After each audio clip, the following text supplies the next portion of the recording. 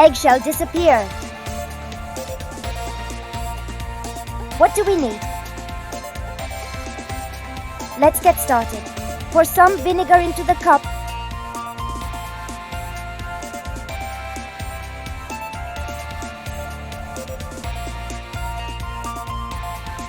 Place the egg inside the cup so it is immersed in the vinegar.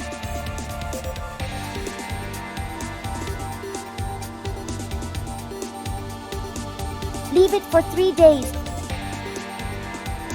Take out the egg from the liquid and rinse it with water.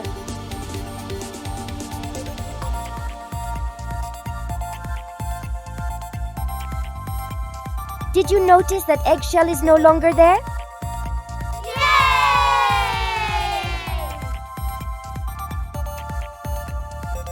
Scientific explanation. The eggshell is made from calcium carbonate.